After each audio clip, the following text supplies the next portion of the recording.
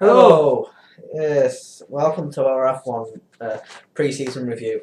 Yep, the season starts in next week, is it, from recording? Yeah, just next Friday. Yep. So we're doing a pre-season review and explaining the differences and changes, driver lineups and engine suppliers. Yeah, and any other little bits and pieces of information that's relevant for next season. Yeah, and just so you know, we do have notes. What notes? I don't know what you're talking about. Yeah, you know. Well, these aren't notes, but they are notes. Okay. I don't know what you're talking about. I have no notes. Well, shall we start off with some honourable mentions? Me. Okay, that is an honourable mention. But do you want to say that seriously? No, Yeah. No, try and do it without sarcasm. Barty is an honourable mention, and I don't Defector believe is you. not. I don't believe you. Well, if I said Defector is not an honourable mention, can you believe that? No. Because Okay. you're here. Oh, okay. Anyway, enough of that. Enough of that. On to actually the main reason why we're doing this. So some mentions here is a 5-second penalty for minor offences and penalties for points on a licence. When a driver reaches 12 points on a licence, they can earn a race ban. Well, there's double points for final race, but more races were being considered. And there's a likelihood that London will get a street circuit for the F1's calendar in the future. Yep, it's gathering speed. Susie Wolf became the first female since 1992 to feature in practice in a race weekend. Susie Wolf. Susie Wolf. Wolf. Wolf. Okay, my pronunciation, sorry. And now we have an introduction of the 8-speed fixed gear ratio gearbox. Red Bull's Christian Horner thinks that failures during races will be up to 50% due to issues caused by major changes. Pirelli signs for another 3 years. Wet tyre testing is now going to take up 1 day up the 12-day schedule for pre-season testing. And each team has to use one of their in-season training testing for tyre testing with Pirelli. This is set with a maximum of 2 teams at a time. Okay, that's all. That's all. A little bit of quick news. Yep. Now on to the heavy stuff. Yep. Firstly, the aerodynamic changes. Yeah. Okay. Well, the first thing we want to say is that the front wings have been lowered from 415 millimeters to 135 millimeters and narrowed by 150 millimeters with a lower front end of the chassis. Chassis. Okay, chassis. Yeah, damn these grand Nazis, huh? I know. Yeah, I know. Yeah, this is just apparently meant to reduce the risk of the front end taking off. Yeah, you know, what happened to Mark Webber a few years ago. Yeah, when basically he was hit by Heikki Kovalainen and Lotus in Valencia. This is just going to happen all this video, isn't it? Yeah, as you can tell, my grammar's going to be corrected nearly every time I say something. Isn't that true? I don't know what you're talking about. I don't do that, especially not with that phone. Okay. Well, it's not like I can enjoy it or anything. Oh wait, I do. Oh, that's bad news for me. Yeah, so he got hit by Heikki Kovalainen when he was driving for Lotus 4 years ago now. Yeah, but and there was other elements to the changes as well that they're trying to change. Like reducing the risk of drivers getting injured when they get T-boned. Yeah. And just in case you're wondering what that is, it's basically when one car goes straight into the side of the car. Yeah, so the idea is that the noses don't actually hit the driver. Something like that. Yeah, basically. Yeah. But from what I can gather, the changes should actually reduce the downforce of the cars. Yeah. That's the one thing we have found out about that. at least from what people, along with the changes to the rear wing, which they. What was that? Apparently in the rear wing, there was a little wing underneath it. Just a little. Yeah, bar. like a little bar, and that's been removed. Yeah. And the position of the exhaust has also been moved to a central location to stop exhaust blowing. Yeah, because previously it was to one side, and it was kind of almost blowing onto this little beam that was just below just above the wheels, that sort of area, and that created an extra downforce. Apparently, Red Bull were really good at using it. Yeah, they were, and this is.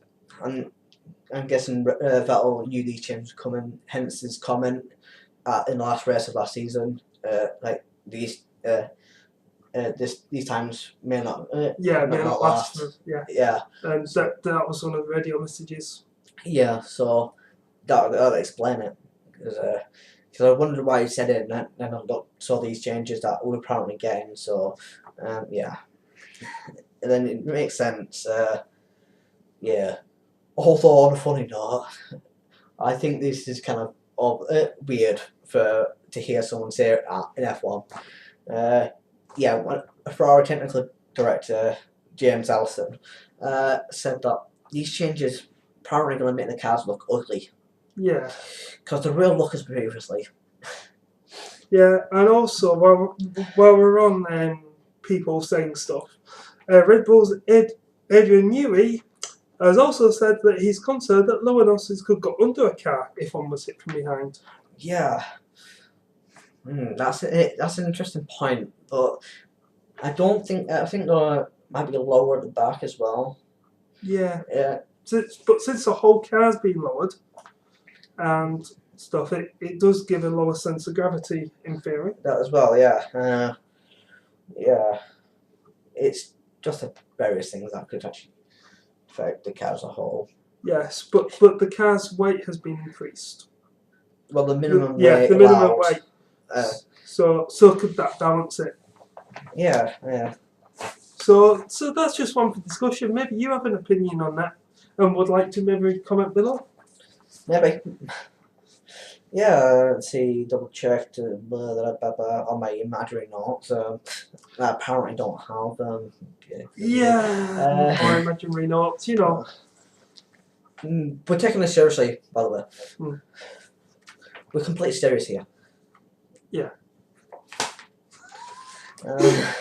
And him hitting me was serious too. So that means I can hit him back. Hardly. Yeah. Okay, he'll hit himself. Calm down. Okay. Anyway, yeah, the next topic we've got is the engines. So, yes. Go on, I'll let you start. Oh, well, right, okay then. Yeah, the changes they're making is the engines are being changed from a 2.4 litre non-turbo V8, which were around since 2006, one way or another, just slight variations to that. Now it's become a 1.6 litre V6 turbos. Yeah. And another thing about the engines is they're actually required to be more reliable, with FIA stating that engines have 6 components. Yeah, and each of these components can be changed a maximum of 5 times before the penalty that they used to get, which was they used to allow 8 changes of the entire engine. Yeah. Any component of the engine not considered, and that would get you. If you did more than 8, you'd get this penalty. But now you can change any component of the car, the engine, 5 times. Then you get the penalty. Yeah.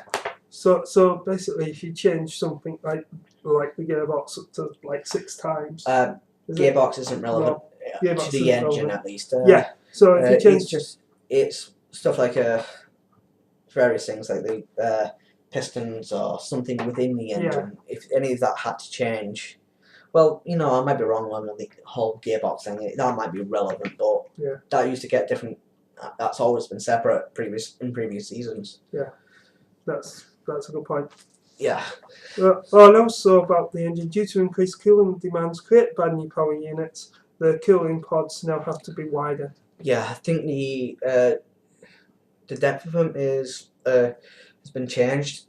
The depth of them is now smaller, so it's kind of essentially been elongated outwards slightly, because it's more efficient for cooling. It was kind of needed, really. Yeah. All part because of what's coming up, what we're going to talk about next, which is the ERS system. The energy recovery system, or ERS for short, is made up of the old KERS system that's been around for a while. It's second electric motor that is fitted to the turbo. Yeah, we do have that. Yeah, because it's connected in such a way where it's where the turbo would blow out, it blows out some hot air, and there's a recovery system there that sets up to obtain this heat and convert it into energy, which is also being stored in the battery along with the energy gained by the KERS, which does mean that they actually had to increase the battery size of the cars. Yeah, for example, last year it was able to produce an extra 60 kilowatts of power for up to 6.7 seconds a lap, and this year it can produce 150 kilowatts for 30 seconds. Yeah. So as you can tell, they've actually got it for longer. So when they say so that might mean that there'll be less KERS saving. Yeah. To what there was last year, or and this is, well, they're not going to KERS save anyway. The drivers personally aren't anyway, from what you can gather. Apparently, the energy they want to recover from the KERS, from what we can tell, is going to be distributed by an onboard computer.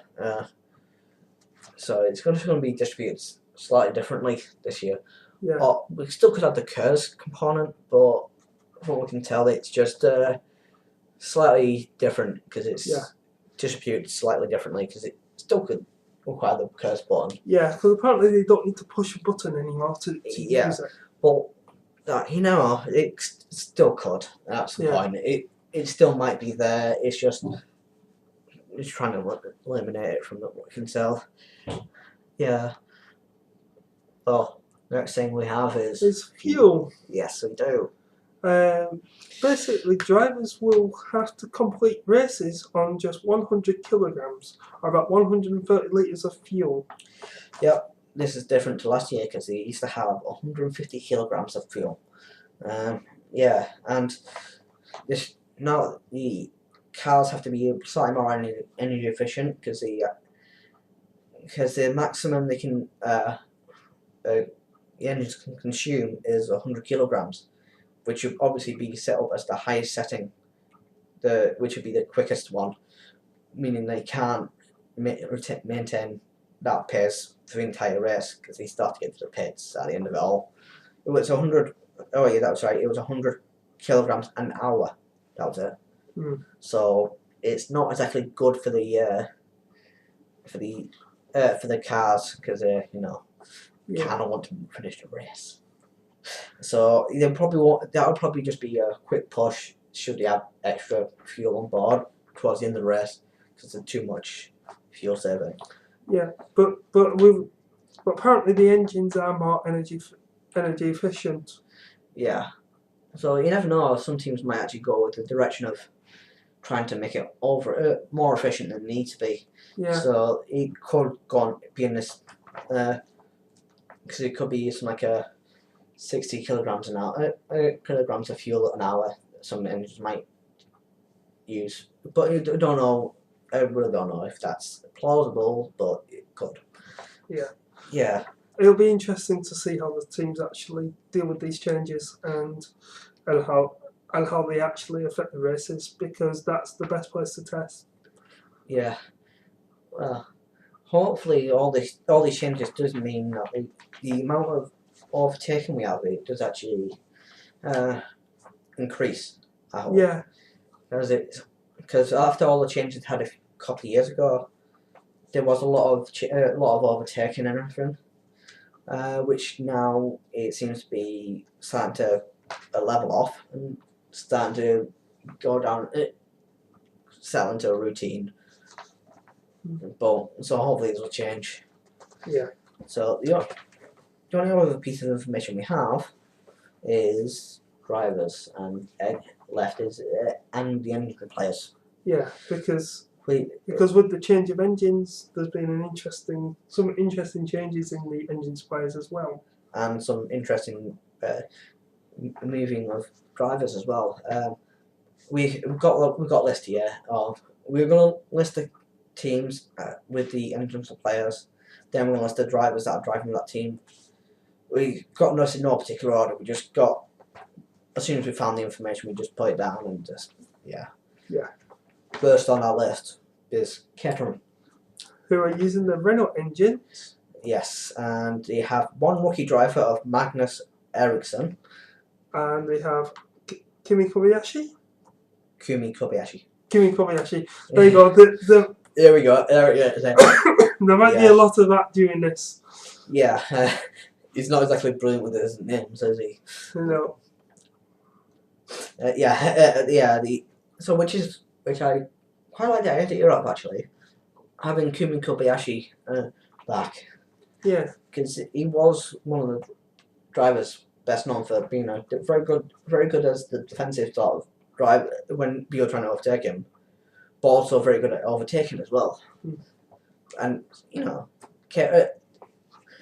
one thing we should say is that this actually means the end of for at least of this season for Cosworth. I should point out, because no teams actually has their engines this year, which last year there was, because it was Caterham and the Marussia, I think it was, that had their engines last season.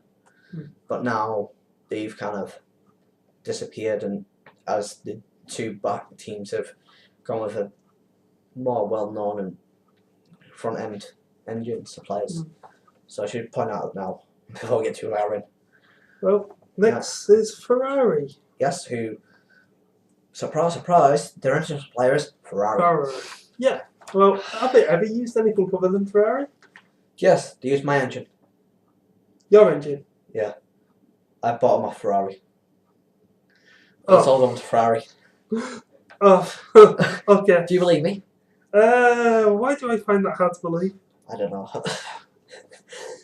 Yeah. I think this is probably the one that most people will know.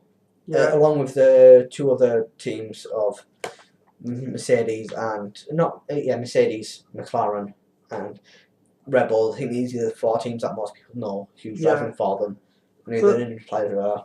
Well, Kimi Räikkönen and Alonso. Fernando Alonso, yes, that could be interesting. Yeah.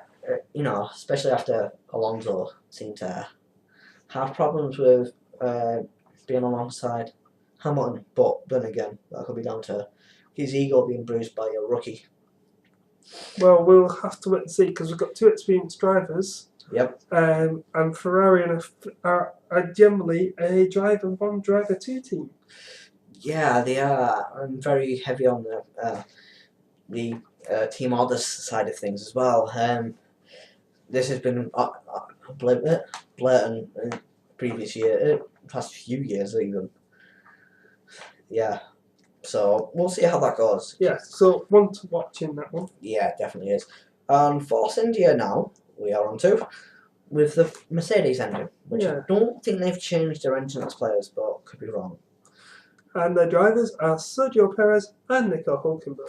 Well, the move of Perez to Force India, it's not a big surprise, because what we heard last season of Perez departing from the McLaren in the way he did, and from the word was Force India and Lotus were having financial problems to some degree. So Perez, with his big financial backing, going to a team that's potentially financially struggling, it's not a big surprise. So Hülkenberg, he's always been a good driver. Yeah, I mean, I think his most memorable moment last year was when he held back. Was it 3 or 4 world champions? Yeah, something like that. Yeah. He's certainly got some talent to him. But yeah, that could be an interesting team. I think they're going to remain where they are. To be fair. But next is Lotus with Renault the engines. That's an interesting driver lineup. Roman Grosjean. Yeah, Roman Grosjean. Yes, that's right. And Pastor Maldonado. Yep, just about right. So basically, two known for being fiery. Well, one's known for being fiery. The other one's known for having all those accidents in his first season at Lotus. Yeah. Most notably at Spa when he went over. Alonso, was it? Yes, Alonso's car. Yeah. Roman Grosjean seemed to have settled down a little bit last season and seemed to get some good results in, especially right at the very end of the season. So now might be the best time to actually start working on someone like Pastor Maldonado, because he is got quite a fiery attitude towards him, and he's shown that previously multiple times on the track that he's very, very aggressive, and doesn't like it when something goes wrong for him. Yeah, so that'd be interesting, especially after last season and a lot of his performances. Yes, and with how Maldonado reacted at the end of the season with Williams. Yes. Yeah. Well, next one on is Marussia. Who are using a Ferrari engine. Yep. Yeah, one of them actually. Yeah. But they're one of the few teams that haven't changed the driver lineups this year.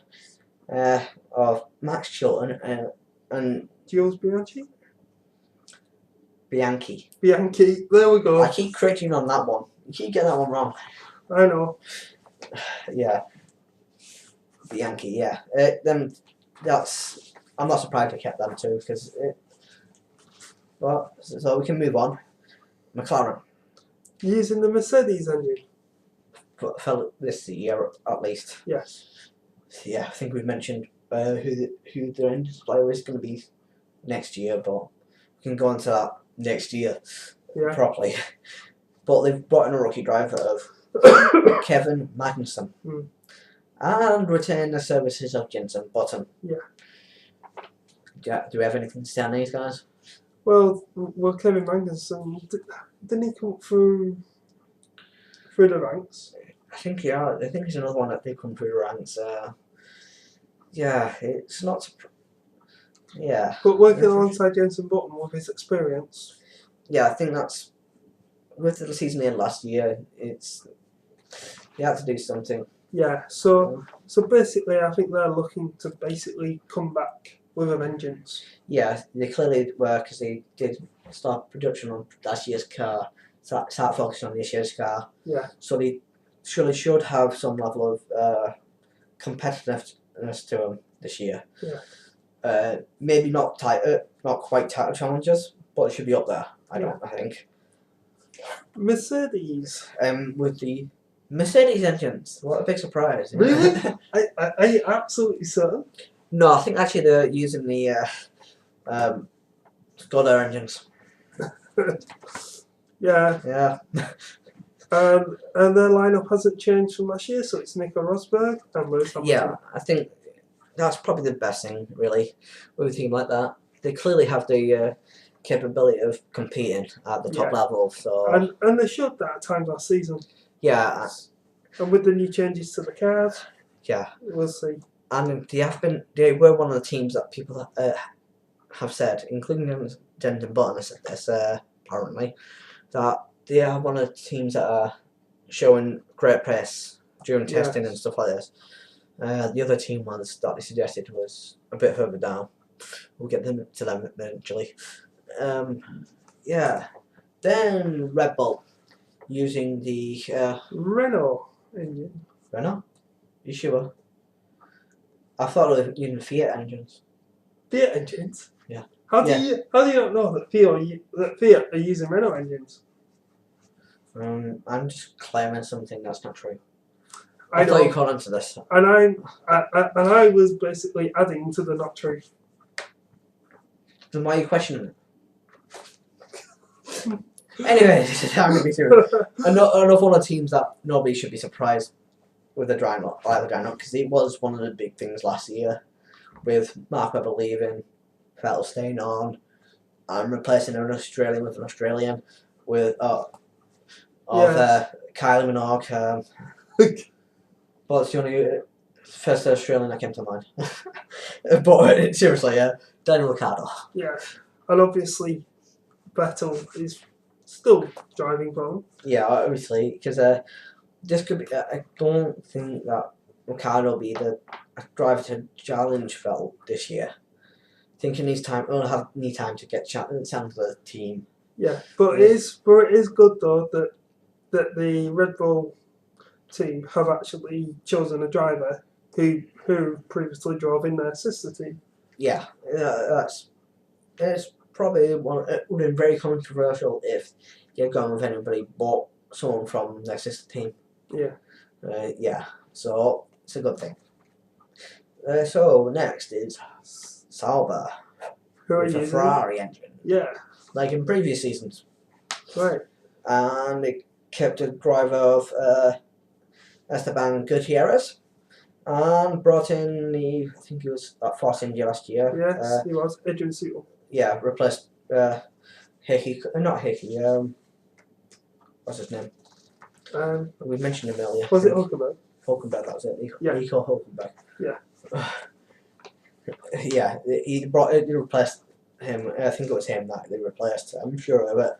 Well, Sauber had an interesting thing last year because they brought in a new front wing and it didn't work with the old system. And then once they changed the system, they put the front wing that they started at the start of the race and they started doing well. Yeah, they certainly had a decent finish in the season though. Yeah, so it depends on how well they start, really. Yeah, certainly a team to watch. Yeah, team to watch. Yeah, definitely. Toro Rosso next, using the Renault engine. Yeah, well, being Red Bull's sisters team, you kind of expect them to. Yay! Yeah, big surprise. Yeah. Yeah. Jean-Eric Vergne. Jean-Eric Vergne. I'm just trying to put the French spin on it and saying Jean-Eric Vergne. You know. I'm not trying to correct you or anything. Okay. Just trying to make it sound French. Okay. And Daniel Kvyat? Yeah, I think that's how it's said because I haven't heard it being spoken yet, so I'm not going to try and correct you on that one. Okay. Yeah. So a Russian. Daniel Kvyat. So how many Russians are in Formula 1? I think he's the only one this season. I think. Yeah. Might be wrong. I think they're the only. I think there's a Sweden this year. Someone from Sweden with Magnus Eriksson. I think. Maybe even Kevin Magnussen. I think. One of them's Finnish, the other one's Swedish. Oh. I just can't remember which one. So they're very ishy team then.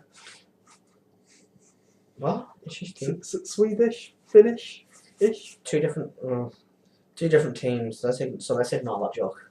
Okay, let's ignore that. Sorry. Yeah. Yeah. So that could be interesting to see which one of those looks like it most likely to. Well, challenge for a seat at Red Bull. Yeah. If at all. Yeah. So generally, that's their job role in that team is to challenge for a seat at the higher team, as they say. Yeah. So then, last but not least, my personal favourite team. Williams. Replacing the Renault engine with a Mercedes engine. Yes, just like Mercedes. Use Mercedes engines. Really? Are you sure? Yeah. Next year, you'll be telling me McLaren uses a Mercedes engine. You never know. They might be. Yeah. And he brought in a new driver to replace Pastor Maldonado, which I'm quite happy with. The driver that he brought in. Felipe Massa. Yeah, there was a lot of talk about him not getting a team next year, and people saying we need the Brazilian. And yeah, there are people worrying that is this going to be the first season in a long time where we don't have a Brazilian driver? And I think it was nearly 3 decades that without having a continual presence of a Brazilian in it. Yeah, we kept them. At least one Brazilian is around. Yep. Yeah. And the other driver is Bottas. Valtteri Bottas, yes. Bottas. Yeah, a driver they kept from last season. Yeah. He's clearly had some level of pace. He just didn't quite have the racing pace that he could have had. Yeah. But that's what last season was for, to raise him up. Hopefully, at least on the Massa front, I think that should help him out. Yeah. Because he's got the experience with a top team, so that could bring him back up to the at least mid-table sort of area. Yeah. Well, we'll have to wait and see. And hopefully Bottas can show some level of potential this season. So that's most of the stuff that we found out about. Yeah. So, any predictions? Anything we're going to lay on the line so that people know not to bet on it? Well, if I'm going to suggest anything for people to bet on, I'd say don't bet anything. No, don't bet, because it's unpredictable.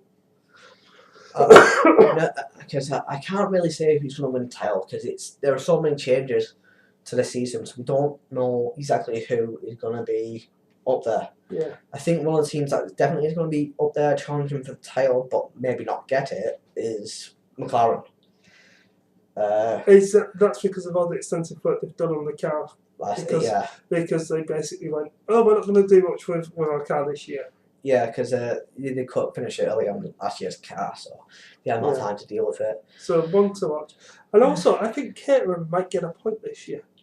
I think, Marussia is going to be another team that is going to be challenging for a point.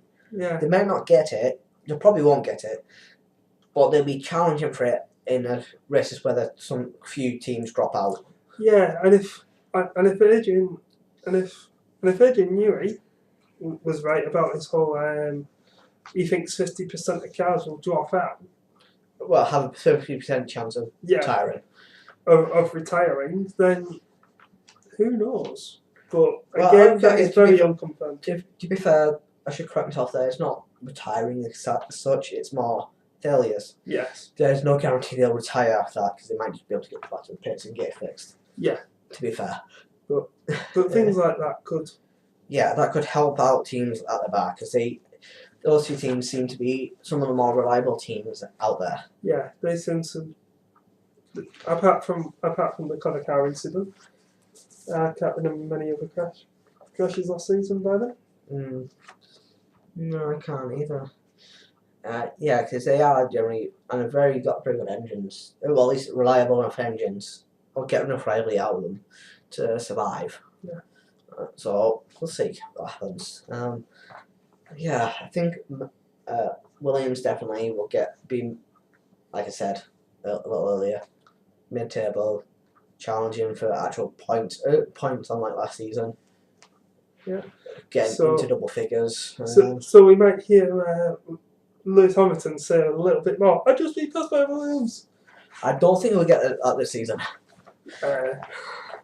Because I think, because from what's been said, they do seem like a team that is actually getting back up to pace with what the people expect. Yeah.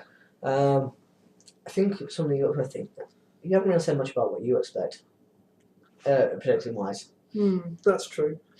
Well, to be fair, it's hard to expect anything because apparently in testing, Red Bull have been struggling. But that's more down to the Renault engines. Yeah, apparently the Renault engines have been, and that's coming from Renault as well. But even on Facebook, Renault actually did put out a statement saying, first day of testing, we've got a lot of work to do, but we will get it right. So so that's one to watch. Yeah, that's always seems to be the problem for Red Bull, isn't it? From what I've noticed, they seem to have a lot of problems in testing, when it's not actually testing or practice, they have problems.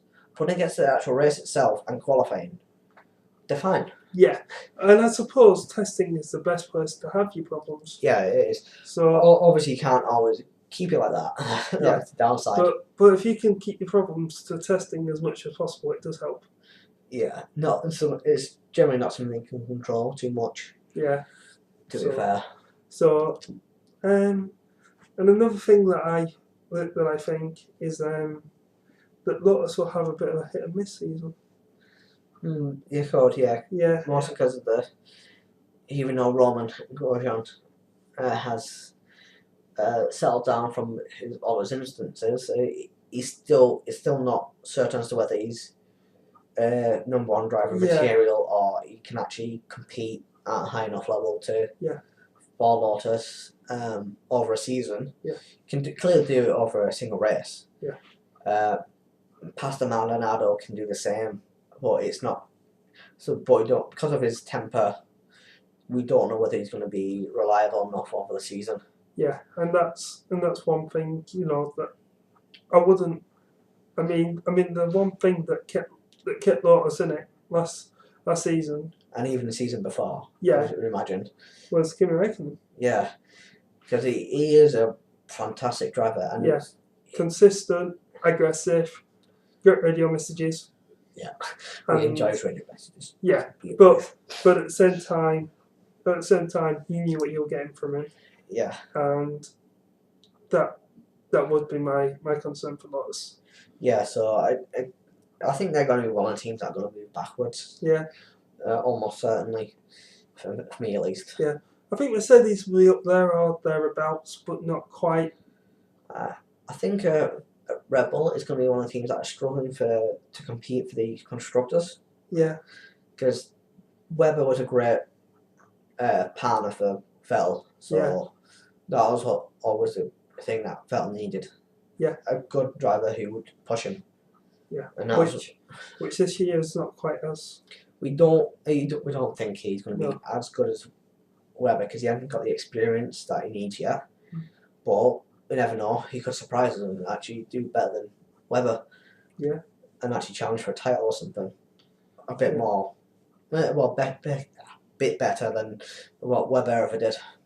I think Ferrari actually have a strong case for the title this year. Yeah, they do. They've got a couple of good drivers. Massa, I think, always had a difficult start for the season whenever he was driving Ferrari last few years. So, constructors seems like a very viable option for him to win. Yeah. Drivers title, maybe not. Yeah. I don't know. We don't know yet.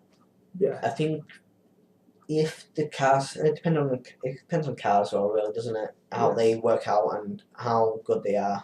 But Mercedes and Williams meant to have really good pace this year, so we'll see. Yes. So Mercedes could one of the Mercedes drivers could finish the title, or they could win constructors, so it could be up there. Yeah. I think it's going to be the same old thing as last year, near enough. Just a few minor changes here and there in the order.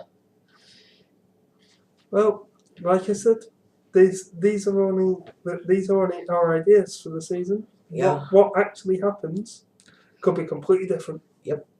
Could. And I think now would be a good time to basically say we'll see you for our season review.